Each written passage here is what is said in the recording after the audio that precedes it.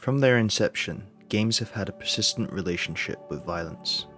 Whether it involved early simulations of war, defending Earth from extraterrestrial invaders, fighting on the streets of Japan, or roaming the frontiers of the American West, games have been built on and weaved around the concept and mechanics of violence.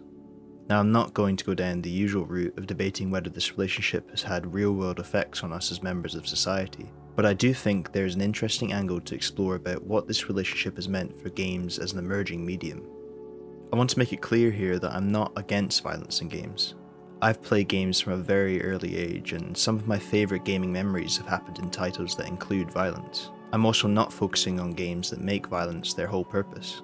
Whilst there is a discussion to be had on the nature of violence in games like Call of Duty or Doom, the core of these games is reliant on violent activities. It's frankly impossible to have a game about war and not have conflict of some kind in it. Likewise, I'm not going to sing the praises of games that have no violence at all. What I am talking about are those games that sit outside of the obscenely violent, but still engage in many of the same activities and mechanics under the guise of another genre. Games have always been violent. Not all of them, of course, but so many that elements of killing or harming other individuals, whether realistic or more abstract, can be seen in almost every game that releases. So much so that when a game comes along that is noticeably lacking violent elements, it is often infantilized to appeal to a much younger audience, as though players of a certain age would not be interested in anything non-violent.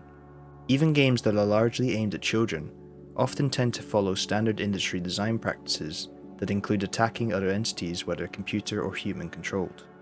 Take a game like Super Mario, where despite its cute and approachable aesthetic, the nature of many of its core activities for the player involve harming others. Now, I know this sounds a little ridiculous at first because of how unoffensive it seems, but the fact is that even in a game that is aimed at children and is colourful and innocent, we as players still attack other beings in the game. Whether it's jumping on an enemy's head or throwing fireballs, besides movement, the core process of progression in Mario is player attacks. Again, this is nothing out of the ordinary to many who have grown up playing games, but more non-violent ways such as environment puzzles or traversal challenges could have been relied on more as opposed to putting the player in a position where they must attack. Of course, you could get ridiculous with this and point out every offensive action in every game ever, like ramming into cars in a racing game or tackling players in a sports game. But the point I'm trying to make here is there's a strange and consistent inclusion of violence in games of all genres and target audiences that perhaps does not need to be there, and in fact may be stifling other creative design choices around player interactivity and gameplay mechanics. Now, to the average casual player of games, this may not seem like any issue at all. After all, games are entertainment for people, an escape from everyday life to live out a fantasy or just have some fun. But in the same way that films can be entertainment and also an art form to be respected, so too are games, and unfortunately the relationship games have had with violence has in the eyes of many stopped the great works in video games from being appreciated in the same regard as a great film might be. I could pick a number of games to discuss here, but let's take Bioshock as an example. Considered by many to be one of the greatest games ever created, Bioshock's powerful story and unique setting captured the minds of millions when it released back in 2007. Its commentary on humanity, ideology, and player choice were praised endlessly by critics and players alike. And when describing Bioshock to other people who do not play games, it would be easy to get wrapped up in everything the game has to offer outside of the core gameplay loop, without realising that perhaps the most common player activity in the game is fighting and killing enemies. Now, there isn't anything wrong with this, but it's hard to explain to people that Bioshock is this deep and meaningful experience, when to an average person you essentially control a character who kills hundreds of people without any hesitation or remorse for their decision. This great piece of work for so many people who play games can be boiled down into this caricature of obscene violence that overshadows anything interesting the game has to say. And yes, there are many films that deal with killing and fighting just like in video games, but the inherent interactivity and player agency associated with video games means that often the amount of violence and the player's role in committing it can lead to a serious cognitive dissonance. This has been talked about endlessly in games, but one of the prime examples of this idea is in the Uncharted series. In each of the Uncharted games, the player controls Nathan Drake, this charming, quick-witted Indiana Jones-like treasure hunter who travels the world exploring lost cities and uncovering hidden treasures of history. But much of these games revolve around you, the player, killing hundreds if not thousands of enemies with little remorse or resistance in a quest for adventure. One second you're solving a puzzle in an ancient tomb, and the next you're mowing down entire armies of men who, yes, are there to kill you, but does that really make it necessary? Eventually, this endless killing spree leads to a disassociation with what the character is actually doing. Over the course of 4 games, Nathan Drake would have amassed one of the highest kill counts in history, and yet he or the player barely bats an eye, instead making a witty remark about how these guys just keep on coming. Now, taking the gunfighting out of Uncharted is not the solution either, but perhaps a reduction in the numbers of fights and enemies the player engages with could have reduced this gap between what the rest of the game is like and what the character and player are doing most of the time. Uncharted is a terrific game filled with adventure, fun, and powerful moments. It has incredible performances, world-class level design, and a fantastic story. But yet, its core activity is killing obscene amounts of people, which makes it incredibly hard to justify. When I bring up these examples, it's not to single any one of them out. Violence is the cornerstone of the design process for so many games today. We have an abundance of unique and exciting worlds to explore, revolutionary visual fidelity, enormous blockbuster-like budgets, and yet we use it all on games where you fight and kill people. And even those games that attempt to do something different often end up falling into the same violent pitfalls to keep players interested. It's in this quest to keep players engaged that we deprive them of some of the most interesting and unique mechanics, instead giving them a gun, a sword, or a fist to fight their way through levels and get to the end.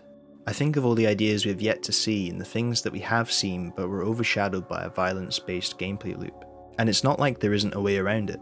Outside of AAA, we see some wonderful violent-light games that explore many different ways to keep players engaged. I think of unique games like The Beginner's Guide, Papers, Please, or What Remains of Edith Finch, all of which tackle a wide range of themes and topics, have a multitude of unique and varied mechanics, and tell fascinating and rarely seen stories, all whilst including very small amounts or altogether avoiding violence. But where the money and audience is, we see a continual use of violence as the building block of every new game.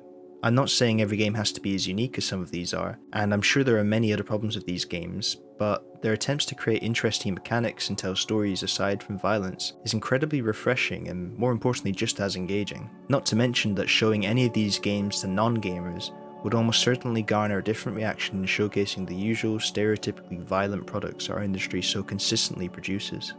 But again, violent games are not inherently bad. As I said earlier, I've played games with violent elements from the moment I started. I loved Call of Duty when I was younger, I enjoy games like Age of Empires and God of War, and I would say on average that if I made a list of my favourite games, there would be significantly more that included violence than not.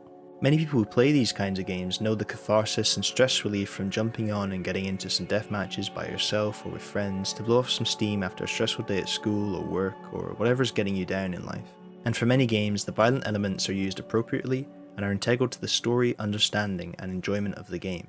Even games like Uncharted, which has a significant issue of the sheer scale of death and destruction it seems to brush aside so easily, is still one of the most enjoyable experiences I've ever had playing games. And despite everything I said, I still wouldn't take out the violent elements. So if that's my conclusion, why does this video even matter?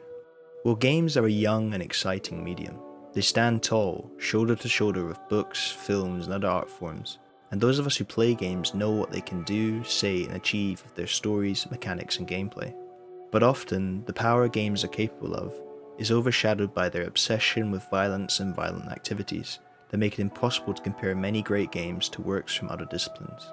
Getting rid of violence in games is not the answer, but this bombastic obsession with including fighting, shooting, and harm in almost every major AAA release that comes out these days must change for the good of the industry, the medium, and for the players. The game industry is a business first and foremost, and if violence sells, then I cannot fault studios and publishers for continually including it. But I think there exists a world where games revolve around more than killing and harming other living things, and whilst violence and conflict of course has a place in art too, the gross and abundant amounts of it in games feels out of place as the industry matures, and I hope we see a change in this sooner rather than later. I talk about these things because I care about games. Not just the specific ones you and I play, but I mean the collective of games. The medium and the art form to which we are all a part of and have a hand in moulding what it becomes in the future. In the same way that films were shaped by their creators and audiences, we too must do the same for games. And that involves finding flaws in our greatest works and pushing the knowledge and practices of our industry in new directions and to greater heights. I'm sure we'll continue to see violence persist in games for much of the future, but I hope we take a closer look at what games have been, will be, and are, in pursuit of new ways of engaging players, without the reliance on shooting people in the face. Thank you very much for watching. If you enjoyed this video, please consider giving it a like, comment down below to join in on the conversation, and subscribe to see future videos from the channel.